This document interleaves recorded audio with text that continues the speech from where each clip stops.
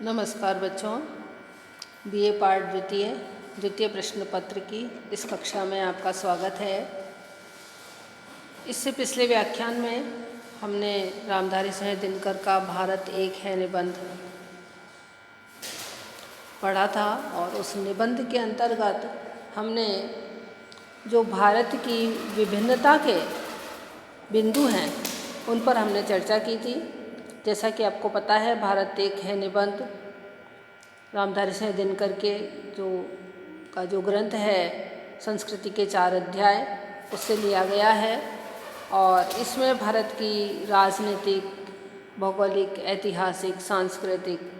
दृष्टि से जो विभिन्नताएं हैं उनके बारे में भी बताया गया है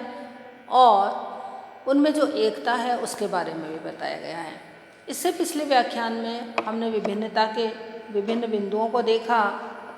आज हम इस विभिन्नता के बीच में जो एकता छिपी हुई है उसके बारे में चर्चा करेंगे। तो इस निबंध में रामधारी सिंह दिनकर विविधता के बाद यह बताते हैं कि हमारे देश में एकता उस विभिन्नता के बीच भी किस प्रकार स्पष्टतः परिलक्षित होती है। सबसे पहले वे भाषाओं के बारे में कहते हैं कि 14 भाषाएं हैं जिन्हें कि भारत सरकार ने स्वीकृति दे रखी है। हिंदी, उर्दू, बंगाली, मराठी, गुजराती, तमिल, तेलुगु, मलयालम, कन्नड़ी, उड़िया, असमी, पंजाबी, कश्मीरी और संस्कृत। भाषाएं अलग अलग हैं, लेकिन लेखक का कहना है कि इन सभी भाषाओं के भीतर जो एक भावधारा है, जो उसके अंदर के विचार हैं, उनकी जो कथा वस्तुएं हैं यहाँ तक कि वो भी बहुत कुछ एक दूसरे से समानता रखती हैं। कथा वस्तु की समानता का एक बहुत बड़ा उदाहरण हमको रामायण और महाभारत में मिलता है कि रामायण और महाभारत लगभग सभी भाषाओं में लिखी जा चुकी है, लेकिन इसकी जो कथा वस्तु है, उसकी जो एकता है, उसकी जो समानता है जो सभी में हमको देखने को मिलती है, वो हमारी एकता को सिद्ध करती है। विचारों की एकता भी इन भाषाओं की एकता के माध्यम से हमको परिलक्षित होती है। हर जो भाषा है उसका जो साहित्य है उसमें हमको विचारों की हमको एकता देखने को मिलती है। हर जगह है किसी भी तरह की कथा वस्तु ली गई हो, किसी भी तरह की बात कही गई हो, उसमें अधर्म पर धर्म की विजय, इस तरह की जो भावनाएं हैं वो हमको हर भाषा के साहित्य में देखने को मिलती हैं। और जो भारतीय जनता है उसकी एकता का जो आधार है भारतीय दर्शन और साहित्य है। और इन भाषाओं में, अलग अलग भाषाओं में लिखे जाने के बावजूद भी इन भाषाओं का साहित्य अंत में जाकर के हमको एक ही दिखाई देता है। उनमें एक अद्भुत एकता जो है वो दिखाई देती है। वर्णमाला की एकता भी दिखाई देती है। एक फारसी लिपि को यदि हम छोड़ दें तो भारत की जितनी भी लिपियां हैं उनकी वर्णमाला भी एक ही है। भारत की जो अन्य लिपियां हैं जो पढ़ी जाती हैं उनके भी लिखने का ढंग एक ही है। तो लिपि की भी यहाँ पर एकता हमको देखने को मिलती है। आगे बात आती है मंदिरों की, धर्म की। मंदिर और धर्मों के बारे में लेखक का विचार है कि चाहे उत्तर भारत हो चाहे दक्षिण भारत हो, हम जहाँ भी जाएं वहाँ हमको मंदिर दिखाई देते हैं और उन मंदिर में जो पूजा करने वाले पुजारी हैं या वहाँ जो श्रद्धालु आते हैं उनसे मुलाकात होती है तो सब में बहुत सी बातें समान रूप से मिलती हैं। सभी लोग चंदन लगाते हैं, स्नान ध्यान करते हैं, पूजा करते हैं, व्रत करते हैं, तीर्थ में विश्वास रखते हैं। तो ये सब जो एकता है, ये चाहे उत्तर भारत हो और चाहे दक्षिण भारत हो, उनमें हमको समान रूप से देखने को मिलती है। बस इसमें एक जो भाषा की दीवार है, उस भाषा की दीवार को यदि गिरा दिया जाए तो उत्तर भारत और दक्षिण भारत इतना पास आ जाएगा, उनका रहन सहन, जो उनकी जो संस्कृति है, उनका वो इतनी ज़्यादा एक है कि यदि भाषा की दीवार को हटा दिया जाए तो उनमें हमको अद्भुत एकता देखने को मिलेगी। आगे लेखक और भी आगे की बात कहते हैं कि केवल हिंदुओं के बारे में ही नहीं, इस देश में रहने वाले जो मुसलमान हैं, मुसलमानों के बारे में भी यह बात कही जा सकती है कि देश के किसी भी कोने में बसने वाले जो मुसलमान हैं उनमें भी धर्म को लेकर के एक आपसी एकता है और वो संस्कृति की दृष्टि से और देशों के मुसलमानों की बजाय हिंदुओं के ज़्यादा करीब हैं, क्योंकि बहुत से मुसलमान तो ऐसे हैं जिनके कि पूर्वज हिंदू थे और इसके अलावा अनेक सदियों तक हिंदू और मुसलमान साथ रहते आए हैं। तो मुसलमानों की संस्कृति पर हिंदू संस्कृति का प्रभाव पड़ना स्वाभाविक ही है।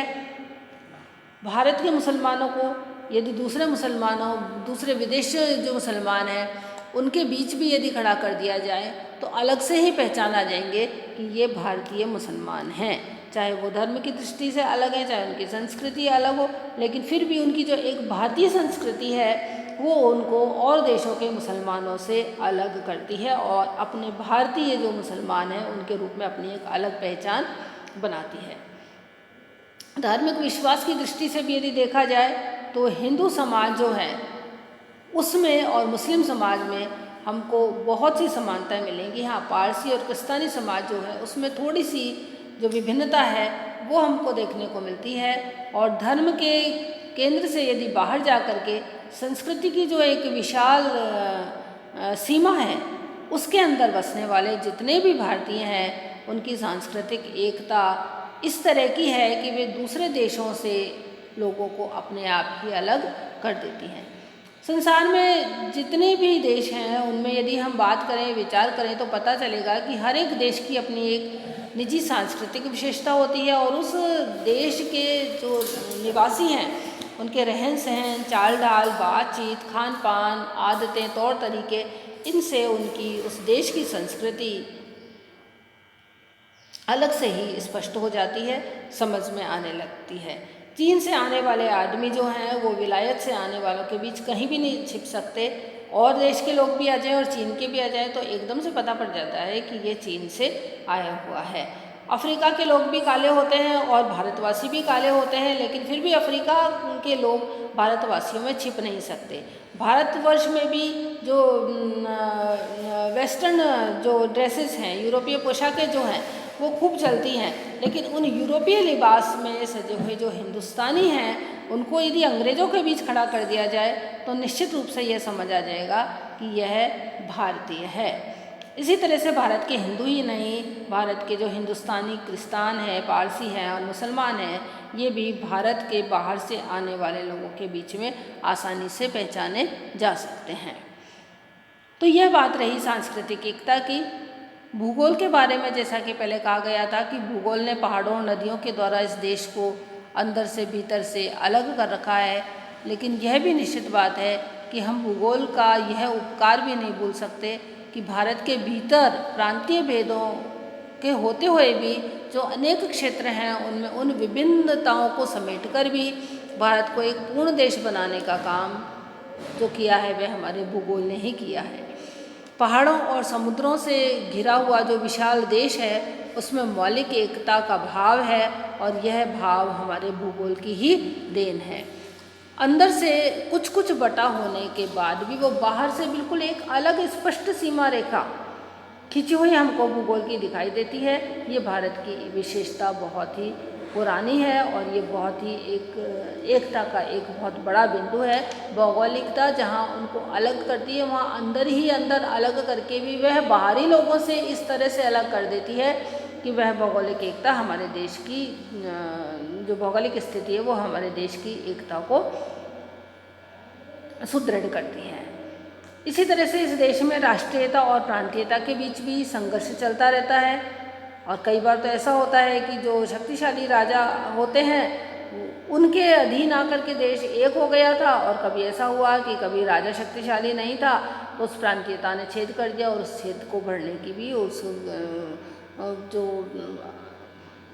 देश अलग हो गया था, जो प्रांत अलग हो गए थे उनको एक करने की वापस से कोशिश की जाने लगी। प्राचीन भारत में चक्रवर्ती सम्राट कहलाने के लिए भी यहाँ पर लोग अक्सर यज्ञ हवन वगैरह किया करते थे और वो ये मानते थे कि यदि हम चक्रवर्ती यानी दूसरे देशों, दूसरे जो प्रांत हैं, दूसरे जो जगह हैं, उन पर यदि हम कर लेंगे तो पूरा देश जो है वह एक खड़ा हो जाएगा। तो चक्रवर्ती सम्राट कहलाने के लिए भी यहाँ पर अलग अलग बहुत बार लड़ाइयाँ हुई हैं, और लेकिन उन लड़ाइयों के बीच का जो एक भाव था वो केवल यही था कि जो बड़े बड़े राजा थे वो अपना प्रभुत्व फैलाना चाहते थे, और भौगोलिक परिस्थितियाँ ही सारे देश को जो एक देखना चाहती थी। और इस भौगोलिक परिस्थितियों के कारण ही बड़े से बड़े राजा इस तरह के काम करते थे, इस तरह के युद्ध किया करते थे कि उनके अधीन पूरा देश एक हो जाए। भूगोल ने जो भारत को एक सीमा में बांध दिया, उसी सीमा के बाहर की दुनिया से भारत को अलग रखने का काम भी भूगोल ने किया है, और एकता के सूत्र में बांधने की प्रेरणा यहाँ के भूगोल की सबसे बड़ी शिक्षा रही है। तो भारत का कोई भी भाग जो है वो दूसरे जो भारत से अलग जाकर स्वतंत्र होने की यदि कोई देश चेष्टा करे तो यह एक तरह से अस्वाभाविक बात है, और इस तरह की चेष्टा किसी ने की भी है तो उनकी वह चेष्टा पूरी नहीं हो पाई है। इसको लेखक ने बहुत से उदाहरणों के द्वारा भी बताया है कि एक समय था कि मौर्यों ने एक समय कंधार को, अफ़गानिस्तान को भारत में मिला लिया था, लेकिन कंधार जो है वो भारत में नहीं रखा जा सका। यदि हम ये कोशिश करें कि दुनिया के किसी हिस्से को काट करके उसको भारत में मिला लें और उसको हम अपने भारत में मिला करके एक करने की कोशिश करें तो वह भी अप्राकृतिक है। तो इसी तरह से यदि भारत का कोई हिस्सा कहीं और चला जाए तो वह भी ज़्यादा समय तक दूसरे देश के पास में नहीं रह सका। जो कंधार है उसका उदाहरण लेखक ने दिया है। इसके अलावा जो यूनानियों ने पंजाब को काट करके कंधार में मिला दिया था, लेकिन उनकी ये कोशिश भी ज़्यादा नहीं चल सकी, यह कोशिश भी बेकार हुई और पंजाब भारत में वापस आ गया। इसी तरह महमूद गजनी ने काबुल में बैठ कर के भारत पर राज्य करना चाहा था, लेकिन इस तरह के काम जो है उसमें उसे सफलता नहीं मिल पाई। पठान जो थे उन्होंने भी दिल्ली में बैठ कर के जो सीमा पार हुकूमत करने की कोशिश की थी, लेकिन इसमें भी वो नाकामयाब रहे। सिंध के ऊपर भी जब मुसलमानों ने सबसे पहले कब्जा किया तब वो भी यही चाहते थे कि सिंध ईरान का अंग रहे और ईरान से ही उस पर हुकूमत चलाए, लेकिन यह भारत के भूगोल के खिलाफ बात थी, इसलिए उनकी ये कोशिश भी बेकार हुई। तो कहने का आशय यह है कि दुनिया के और भी कई देश जो हैं वो दुनिया से अलग और अपने आप में पूर्ण है। उसी तरह से प्रकृति ने भारत को भी एक स्वतंत्र देश के रूप में बसाया है, और वो जो स्वतंत्र देश के रूप में बसाया है वो दुनिया से बिल्कुल अलग है, लेकिन अंदर ही अंदर उसमें एक अद्भुत एकता है, एक अद्भुत सामंजस्य है। उस अद्भुत एकता के कारण ही इसमें रहने वाले किसी भी धर्म के लोग हैं, किसी भी संप्रदाय के लोग हैं, किसी भी भाषा को बोलने वाले लोग हैं, वो सब कुल मिलाकर के भारतीय ही हैं। यह भारत की विभिन्नता में एकता की बात इस निबंध में रामधारी सिंह दिनकर ने बहुत ही तार्किक दृष्टिकोण से उठा करके और स्पष्ट की है। धन्यवाद।